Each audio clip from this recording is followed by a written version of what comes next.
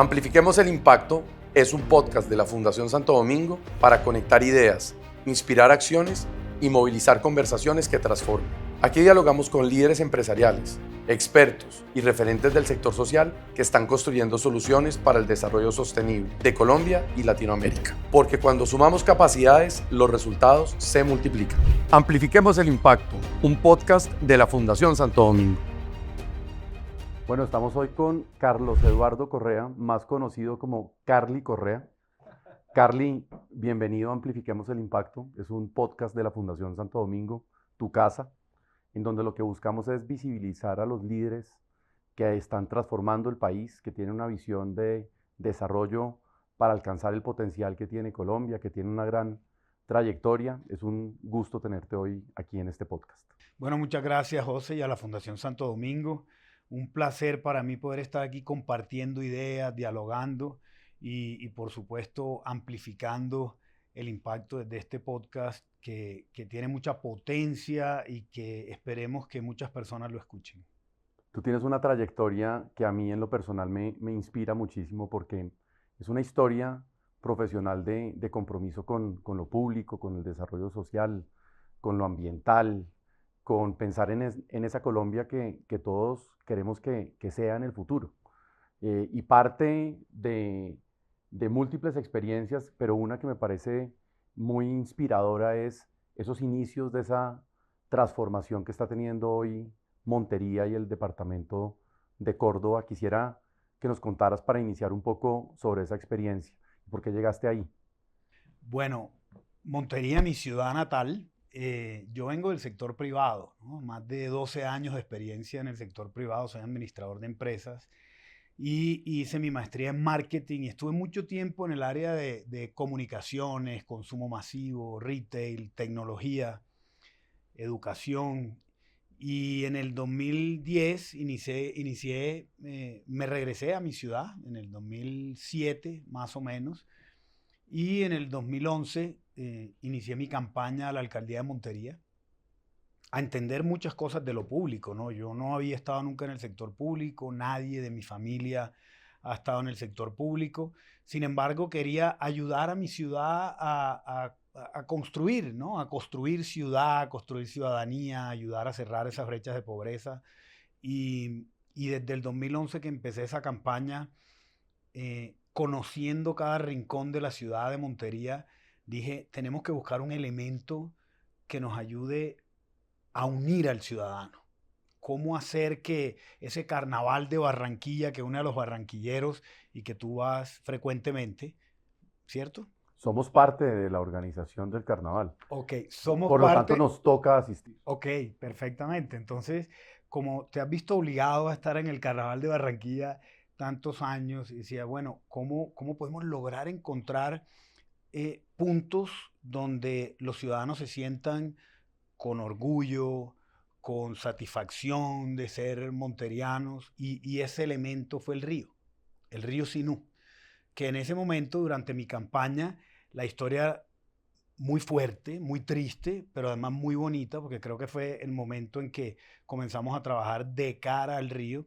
El río lo dividía entre la margen izquierda y la margen derecha. La margen izquierda, siempre la más pobre, no había servicios públicos, no había espacio público, no había infraestructura. Y ese río nos dividía de una manera que la gente sentía que pasaba algo, pero como que no nos habíamos dado cuenta realmente qué era. Y desde ahí comencé a trabajar en mi campaña, gané y fui alcalde 2012-2015 y comienza un proyecto de ciudad que se llamó Montería de cara al río, Montería sostenible y competitiva de cara al río Sinú, Montería 2032, pensando en los 4 años de gobierno local, pero yendo mucho más allá, ¿no? Al año 2032, hacia dónde debía ir la ciudad. Y desde ese momento comencé a trabajar muy de cerca y de cara a la sostenibilidad ambiental y por supuesto social, ¿no? Porque es generando impacto social.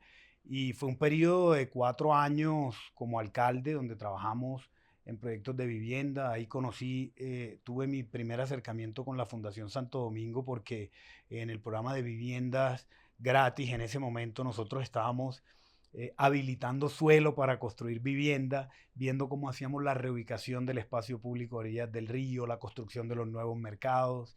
Y ahí aprendí lo que estaba haciendo, de hecho, la Fundación Santo Domingo, ya en el proyecto de Bicentenario en Cartagena, donde, bueno, creo que es un proyecto, un macroproyecto de más de 50.000 viviendas, pero que también aprendí mucho de cómo generar ese impacto y no simplemente la infraestructura de construir una vivienda, sino cómo realmente llegar ahí al territorio, articular y generar. Y creo que fue, me atrevo a decir que esa montería de cara al río, no hubiéramos podido lograr muchas cosas si no hacemos un proceso de planeación y de construcción de vivienda también de cara al monteriano, ¿no? A lo social.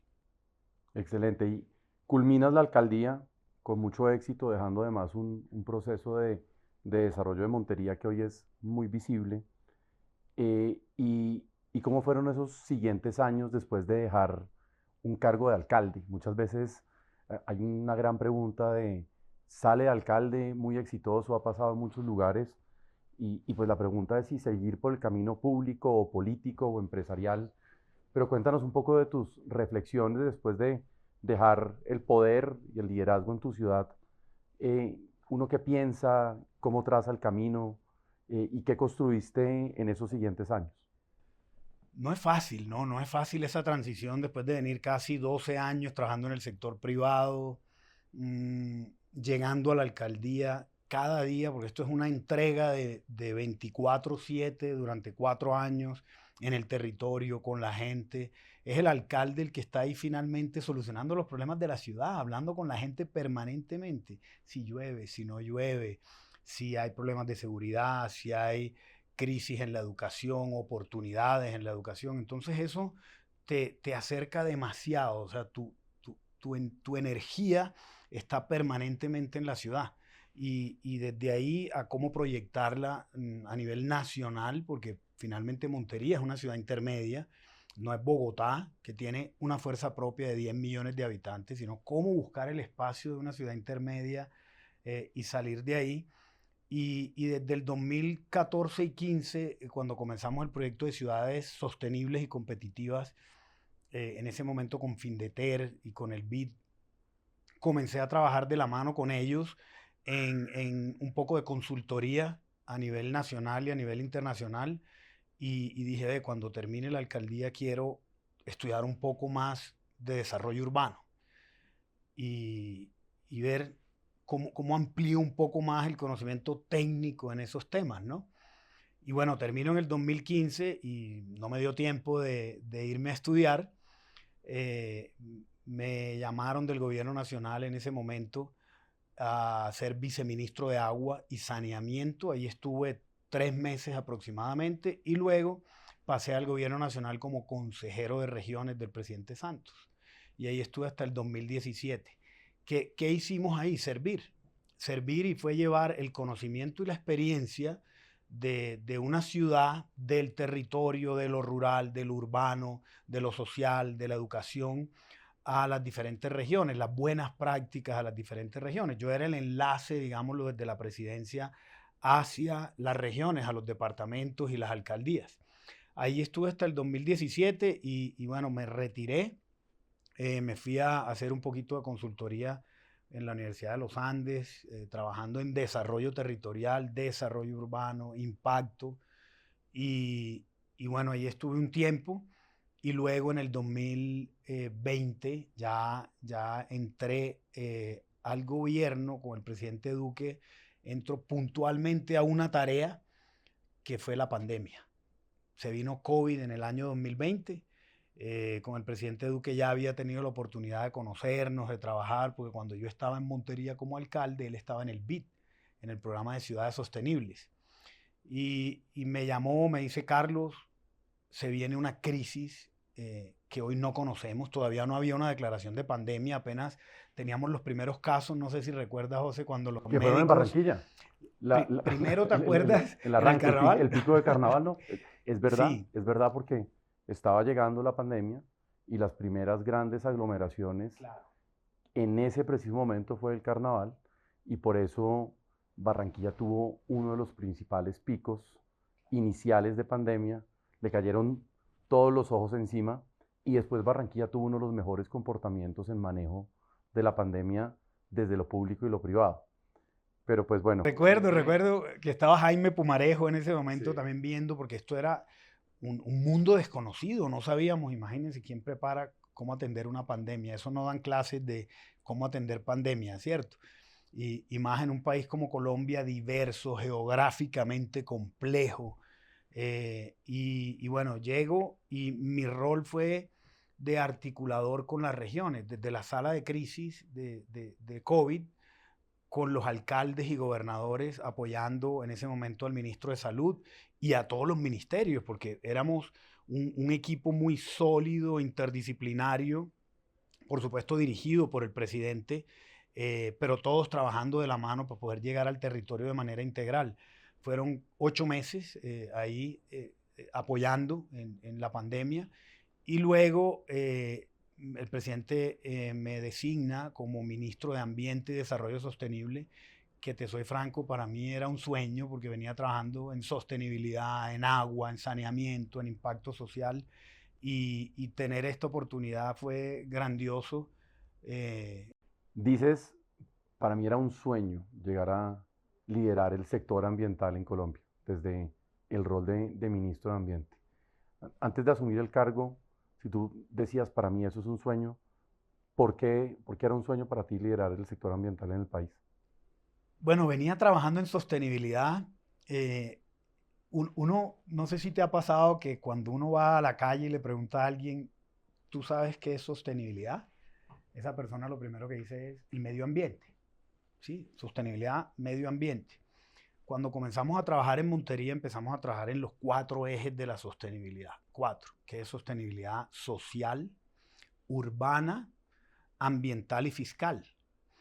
Eso es una ciudad sostenible, una ciudad que aprende y usa de manera sostenible sus recursos naturales, da calidad de vida a su gente y lo puede hacer de manera sostenible utilizando los recursos financieros, ¿no? Con que cuenta y siendo más competitiva.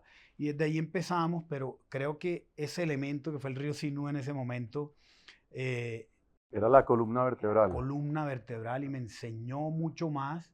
Y para mí el río es que corre por mis venas, el río Sinú. Fueron desde ese momento hablar de la unión de una ciudad de cara al río, de devolverle el río a la ciudad y la ciudad a la gente, de recuperar las riberas del río, de hacer reforestación, de hacer restauración, de no botar los residuos sólidos. El 50% de las aguas servidas de Montería iban al río. Entonces desde ahí comienzo a trabajar en ese elemento que es el recurso natural, que es el agua, que es el río, y simplemente llegó de algo pues que desde infancia teníamos, desde mi abuelito, de mis padres, que eran muy, ¿cómo diría? Muy naturalistas, les encantaban, y los pájaros, y los árboles, y llego ahí luego al Viceministerio de Agua y Saneamiento, que está totalmente relacionado con los temas ambientales, no solamente con los servicios públicos de agua y saneamiento, sino con el recurso hídrico y, y los ¿Cómo es residuos que dicen del tubo para allá? del tubo. Sí, entonces hoy el Ministerio de Ambiente Sí. está antes del Antes tubo. del tubo y el de vivienda está después del tubo hacia adelante. Ve cómo toma ese recurso y lo lleva y lo Y no siempre hay una distribuye. conexión, ¿ah? Entre el Ministerio de Ambiente antes del tubo y el Ministerio de Vivienda después del tubo, No. lamentablemente. Y si te acuerdas cuando los ministerios se Sí. dividieron, que estaban juntos, el Ministerio de Vivienda y el Ministerio El de tubo estaba Ambiente, conectado. estaba todo, Sí. y cuando se divide queda Vivienda, Ciudad y Territorio, con los 2 viceministerios que son Vivienda y Agua y Saneamiento, que tiene agua, saneamiento y residuos. Y el recurso hídrico, fíjate por ejemplo en el tema de residuos, los rellenos sanitarios son competencia del Ministerio de Ambiente. Y la recolección de las basuras y todo está en la normativa del Ministerio de Vivienda, Ciudad y Territorio. Esa es una pregunta que te tengo después de que me cuentes por qué soñaba ser ministro de Ambiente, y es Sí. si nuestra arquitectura institucional del sector ambiental está bien pensada para lo que Colombia necesita, pero te dejo esa pregunta en remojo porque quisiera que nos contaras por qué te soñabas ser ministro de Ambiente. ¿Qué ves en el ambiente, los temas ambientales en Colombia, que sean o que querías proteger el ambiente o que querías poner en valor el ambiente, o las dos? Es una muy buena pregunta porque siempre trato de hablar de cuando se habla del medio ambiente, hablar de sostenibilidad, ¿sí? En todos sus ejes. ¿Cómo hago yo para que mi país sea una Colombia sostenible y competitiva? ¿Cómo usar de manera sostenible los recursos naturales? Cómo trabajar con la naturaleza y no en contra de la naturaleza, ¿sí? Cómo hacer que la naturaleza sea un activo para nuestro país. Un activo, cuando empezamos y miras el sector privado y habla de activos, una empresa no acaba con sus activos.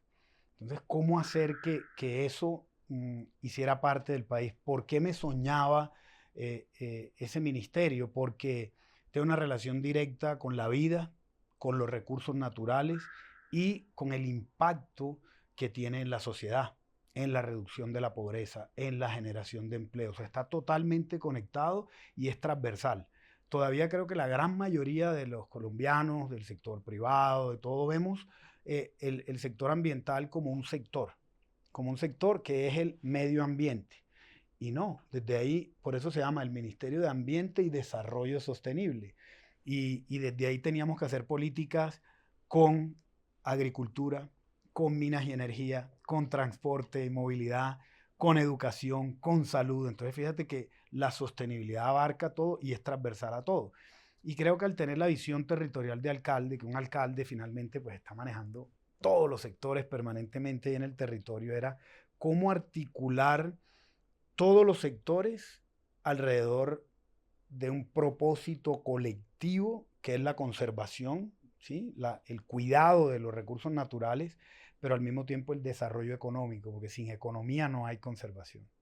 Entonces era un sueño poder estar ahí, además el agua, el océano, la naturaleza, es de los temas que me inspira muchísimo y que me da propósito, que da propósito a mi vida.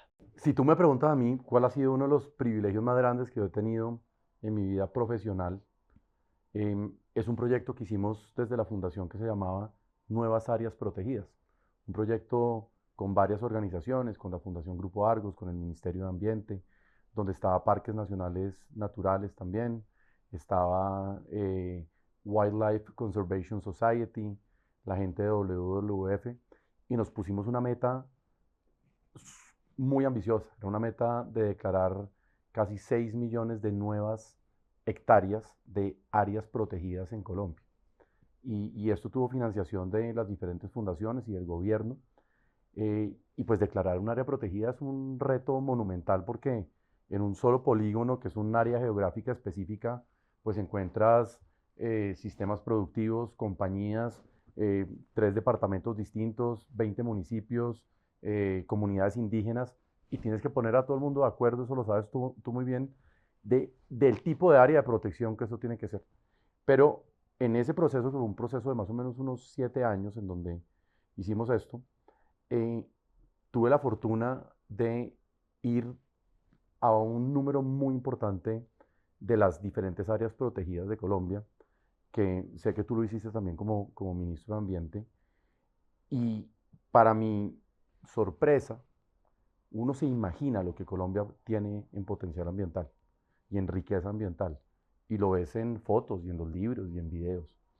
Pero cuando uno realmente recorre el país y llega a lugares como Chiribiquete, donde cuando llegas a Malpelo, cuando vas a la Sierra Nevada, y en fin, puedo hacer una lista larga de las diferentes áreas protegidas del país, pues uno se da cuenta que tenemos un capital ambiental, como lo mencionaba, que debería ser una verdadera ventaja competitiva del país en múltiples dimensiones. Em, y ahí me voy un poco como a esa disyuntiva entre si nuestra biodiversidad puede realmente ser una ventaja competitiva de Colombia o si al mismo tiempo, por tener tanta riqueza natural en el medio del cambio climático y ser un país, como ve uno en muchos lugares, altamente vulnerable al cambio climático, Yo creo que pocos países en el mundo tienen unos retos tan grandes como los que tiene Colombia en adaptación al cambio climático por nuestra geografía compleja. ¿Tú cómo lo ves? ¿Como ventaja competitiva? ¿Lo ves como un riesgo ambiental muy costoso y difícil de proteger en el largo plazo? Em, ¿Qué enfoque deberíamos tener? Porque como país yo creo que no hemos entendido ni el valor que tenemos ni cómo protegerlo. Yo creo que tenemos que ver ese recurso como un activo, como mencionaba ahora. A veces las crisis son las que le enseñan a uno y le muestran a uno cosas. Sí, yo tengo, por ejemplo, una de las experiencias, así como estuviste en las áreas protegidas, tuvimos el reto de hacer la declaratoria de áreas protegidas antes del 2030, que es la meta, digamos, lo global del compromiso que se hicieron los países de proteger el 30% de áreas marinas y terrestres al 2030, y nosotros lo hicimos 8 años antes, años antes del 2030, pero a lo largo de todo eso, de poder estar, como mencionabas, en la Sierra Nevada, pero siempre me gusta poner a la comunidad y a la sociedad civil allá al lado. En la Sierra Nevada, con los arhuacos y las comunidades indígenas y todos esos actores que bien decías ahora, qué difícil a veces es llegar a acuerdos. Yo creo que ese es el nuevo liderazgo, poder llegar a acuerdos, porque es que somos multifacéticos, multidisciplinarios, multireligiones. ¿Cómo llegar a acuerdos? Pero es un propósito colectivo. Esa historia fue en San Andrés y Providencia cuando el huracán Iota. Cuando tuvimos ese huracán, yo llevaba 2 meses de ministro. Llegar a Providencia, ver devastada la isla, 80% de los manglares afectados, 60% de los corales con afectación, no había bosque seco, no había una hoja, no habían polinizadores, no había naves, o sea, devastó la isla completamente y por supuesto no habían viviendas, se afectaron más de 5.000 personas que habitaban en la isla.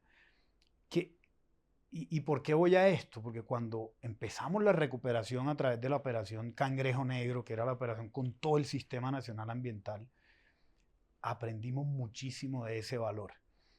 Mencionaba la adaptación, la vulnerabilidad de Colombia. Imagínate lo que sería San Andrés sin corales, sin manglares y sin bosque seco. Providencia, de eso vive la economía, de eso vive la gente. O sea, el 100% de la economía de San Andrés vive de la naturaleza, del turismo de la naturaleza, del buceo, de la pesca, que son las asociaciones pesqueras que están. Entonces, ¿qué pasa si hoy perdemos la Amazonía? ¿Qué pasa con cada hectárea que se deforesta con actividades ilegales en la Amazonía? ¿Cómo afecta eso el ciclo del agua? Cada vez tenemos más derrumbes. Mira lo que pasó en Jamaica hace poco, que fue lo que pasó en San Andrés y Providencia en el 2020. Entonces, no hemos visto el potencial, la riqueza que tiene el país, pero cómo utilizarlo y por qué protegerlo. Entonces creo que ahí es donde está ese reto. Yo creo que tenemos que hacer que más gente conozca lo que tenemos, los parques nacionales, que más jóvenes en los colegios puedan ir a los parques nacionales, que puedan ir al Tayrona, que puedan ir a Chiribiquete, pues que no se puede llegar hasta allá porque está bastante lejos, son más de 3 millones de hectáreas, pero que puedan ir ahí a las estribaciones, que puedan ir a ver qué pasa en el Guaviare, a Caño Cristales, a Leticia. A Mavecure, espectacular. Eso es una cosa hermosísima y cuando tú ves dices, esto hay que cuidarlo, esto es una joya. Entonces creo que muchas veces la experiencia, poder estar ahí, poder sentir, es lo que nos ayuda a tener una mayor responsabilidad. Autría, y ese es uno de cuidar. mis preferidos. Ahí Eso es hermoso. en el medio de Vallasolano Sí. y de la bahía de Nuquí, este parque que además tiene una inversión de Fontour, donde tú puedes hacer un recorrido por todo el parque, tiene una riqueza natural Una turística belleza, que no una estamos belleza. Y explotando. todas las regiones de Colombia tienen parques nacionales y áreas protegidas.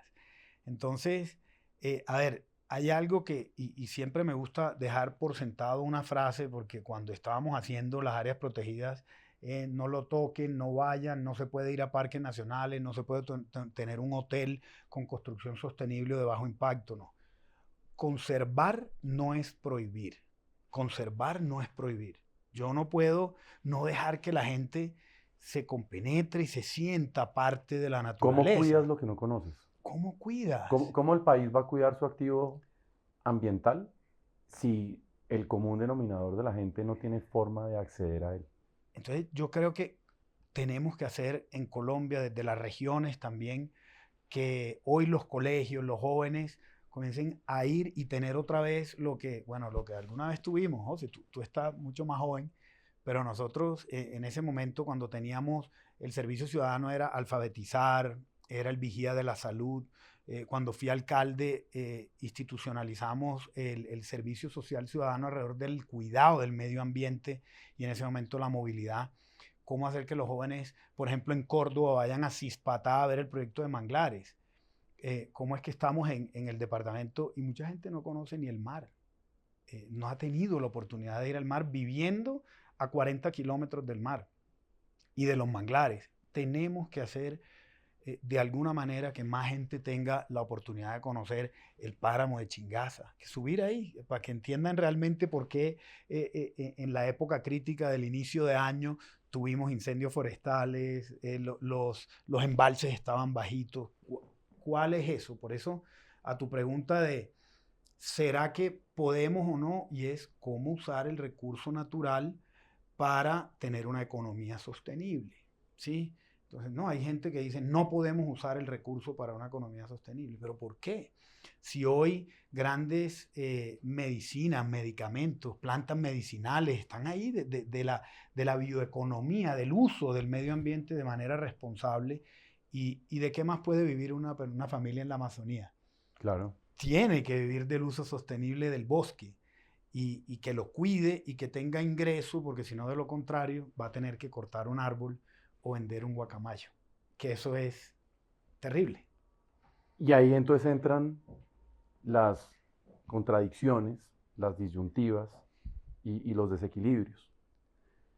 Declaramos una cantidad de áreas protegidas que en el papel, en la política y en los acuerdos están protegidas, pero es muy difícil contrarrestar la deforestación.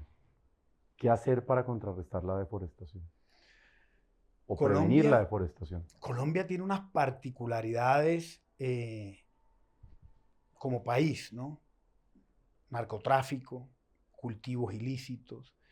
Mira que, por ejemplo, el 25% de las áreas deforestadas están a 1 kilómetro, ¿sí?, de áreas de minería ilegal y de actividades ilícitas. Entonces tenemos un tema que tenemos que abordar y es la presencia territorial, institucional. Hemos venido perdiendo el país, la capacidad de estar en el territorio con las fuerzas militares, que tenemos unas maravillosas fuerzas militares cuidando las actividades ilegales y previniendo esas actividades ilegales. Y ese es uno de los problemas que tenemos hoy en el país. Pero yo creo que la tecnología nos ha ido permitiendo evolucionar más rápidamente. Cuando yo fui alcalde, lo primero que dije fue, quiero ver a mis ciudades de arriba para ver dónde están las vías, cómo hago los corredores verdes. No había ni siquiera en Google Earth la fotografía. Tenía una nube, estaba apenas Google, ¿cierto? Y había que pagar. Hoy tú entras a Google Earth y puedes ver lo que quieras casi a 10 metros. Todos hemos vivido el trancón de la autopista norte o autopista sur entrando a Bogotá. Y uno cuando está en ese trancón se imagina al alcalde arriba en un helicóptero viendo en dónde es que está realmente el cuello de botella. Porque llega un momento donde el trancón se termina y todo fluye. Y yo me imagino que tú pensaste eso, hay que hacer que las cosas, las cosas fluyan. Entonces ver y cómo conectar y el río cómo se conecta con las ciclorrutas, por dónde debe ir. Entonces cuando nos venimos a la deforestación, a la lucha contra la deforestación, tiene varios componentes. Un componente de educación ambiental y de amor, que es este que estamos hablando de que los jóvenes, que la gente conozca más el país y esas áreas de conservación y áreas protegidas. Por otro lado, un tema que son las actividades ilícitas, que yo sí creo, me tocó liderar como ministro de Ambiente el Comité de Lucha contra la Deforestación con ALDEF, donde estaban las fuerzas militares, la Fiscalía. En el año 2022 tuvimos la Ley de Delitos Ambientales que se presentó y se aprobó. donde antes no pasaba nada. Hoy deforestar te da hasta 12 años de cárcel. Entonces mira que se va una serie de actividades, pero la tecnología nos va a ayudar a prevenir. Porque hoy con un satélite, hoy Elon Musk tiene más de 15.000 microsatélites andando por allá arriba y te da casi que en tiempo real cuando un incendio va a comenzar. ¿Por qué tengo que dejar ese incendio cuando vayan 100.000 hectáreas? Si puedo verlo cuando va 1 metro. Entonces te da alertas tempranas. Y la inteligencia artificial te permite predecir el año entrante y cómo va a ser. Eso lo hacíamos en Excel en el ministerio, ¿no? Pero finalmente logré hacer un modelo en Excel de decir, si tengo 130.000 hectáreas en el Bichada que se incendian cada año de sabana, ¿cómo hacer que no sean 130.000 sino 1.000? Ah, no, que hay que poner una estación de bomberos. ¿Y por qué no la ponemos los primeros 10 días de enero que arrancan los incendios todos los años? Más bien un squad de bomberos a prevenir. Entonces mira que eso es deforestación, eso ahí está contada. Entonces, ¿cómo prevenir? Bioeconomía, mejor manejo de recursos naturales, presencia territorial, más acciones, menos ideología, menos mensajes de qué hay que hacer y hacer. Y el tema financiero es muy importante, José. Las finanzas climáticas, que son las que nos ayudan a tener recursos para poder hacer acciones ahí en el territorio, que la gente tenga dinero para poder cuidar.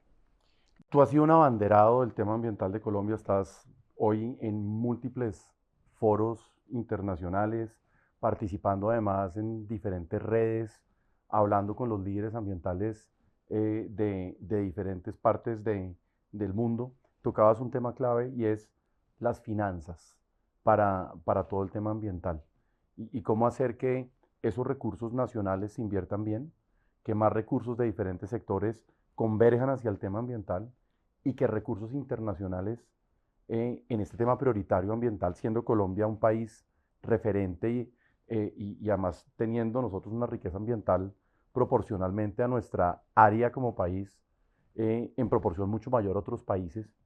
¿Cómo lograr eso? ¿Cómo lograr que converjan esos recursos de múltiples sectores y fuentes para generar realmente la acción y las soluciones? Creo que ha cambiado. Yo en eso creo que la Fundación Santo Domingo ha venido haciendo un gran trabajo. He seguido de cerca, como sabes, pues estoy acompañando el comité ambiental y viendo de qué manera se puede hacer eso, ¿no? Se puede lograr del recurso, digámoslo, de fundaciones, el sector que está trabajando sin ánimo de lucro, ver cómo utiliza vehículos financieros para potenciar esa bolsa de dinero que se necesita, porque es que el recurso es finito. Entonces comenzamos a trabajar hace muchos años que el único dinero que llegaba al sector ambiental era filantrópico. Si no había filantropía, no había conservación. Luego hemos ido evolucionando después del Acuerdo de París, donde se empiezan a dar instrumentos y vehículos. Entonces, carbono, mercados de carbono, desde Kioto en el 98, pero digamos lo que en el año 2015 se abre ese mercado de carbono en el Acuerdo de París, y hoy el carbono genera ingresos, tiene valor, se mide, la tecnología nos permite hacerlo y certificarlo. Ahora el reto es la transparencia, la adicionalidad, pero ya empieza a mirar la fuente, cómo se empieza a ampliar. En Colombia, en el gobierno del presidente Duque, se hizo por primera vez lo que fueron las regalías ambientales. En el 2020, casi 1.5 billones de pesos en regalías para el sector ambiental, manejados por ciencia y tecnología. El impuesto al carbono en el 2016-17, no causación. Mira esa bolsa cómo se va ampliando. El sector privado firma Sobancaria en el 2002 el protocolo verde con todos los bancos de Colombia. Se vienen recursos importantes de bancas de inversión, de fondos de impacto. Entonces, hoy empezamos a hablar de una palabra que pues mencionamos y no conocemos a veces, que es blended finance. Eso es finanzas mixtas, finanzas mezcladas. Cómo unir recursos para que esa bolsa sea más grande. Entonces ya se empieza a dar en el sector ambiental de diferentes cuentas. Por eso en el 2022, cuando hicimos la taxonomía verde en Colombia, que fue el primer país latinoamericano, nos permitió comenzar a tener una clasificación de esas cuentas en el sector ambiental y de sostenibilidad. Entonces, eso se va acotando hacia vehículos financieros que nos permiten generar impacto. Entonces, ahora, José, ¿y eso cómo se come? Porque es que, ¿y quién lo aplica? Tenemos que hacer pedagogía, que los alcaldes utilicen esos mecanismos porque nunca lo hemos hecho, que los gobernadores lo hagan, que el sector privado lo haga y llegar al territorio, a ese punto de encuentro donde muchas veces las cosas funcionan y esas alianzas del privado, público y las organizaciones funcionan mejor en el territorio para hacer pedagogía y ver esos elementos, porque la filantropía va disminuyendo, se va agotando, los recursos de los gobiernos. Hoy nos preocupa muchísimo que hoy están creciendo muchos países el gasto militar, por ejemplo, con todo lo que está pasando Rusia, Ucrania, Israel, Palestina y lo que está pasando en Latinoamérica, y el sector ambiental se ve muy afectado con las metas que tiene al 2030 y al 2050. Entonces tenemos que volvernos muy creativos para buscar esos recursos y que vengan de todos lados y que llegue al territorio, José. Yo no quisiera irme de aquí sin amplificar que la gente en el territorio es la que necesita que le llegue. Mire este dato. Del recurso de los fondos grandes del clima que se aprueban en el Acuerdo de París y todo eso, se demoran casi 5 años desde que inicia un proyecto hasta que empieza su ejecución. Y a la gente, al territorio, llega el 12, el 15% de ese recurso. ¿Por qué? Porque vienen, por supuesto, funcionamiento, tecnología, administración, muchas cosas que requiere el proyecto. Y yo sí quisiera, de alguna manera, como la fundación lo está pensando también, y es cómo desde el territorio y esas comunidades locales comienzan a tener los recursos rápidamente para la conservación. Y tú, de hecho, tienes eso en cada reunión que te escucho hablando de pago por resultados, pago por servicios ambientales. ¿Quién hace eso? La comunidad, la gente. Entonces, ¿cómo encontrar ese dinero grandote de arriba, pero hacer el microseguro, el microcrédito, para que sea realmente esa base la que nos ayude a cuidar? Esa me parece una reflexión fabulosa, sobre todo en el sector ambiental, donde tú dices, se habla de grandes recursos y al final muchas veces la evidencia y los resultados no son lo que uno quisiera que fuera en función de esa magnitud. Y yo creo que esa es una muy buena forma para amplificar el trabajo que estamos haciendo.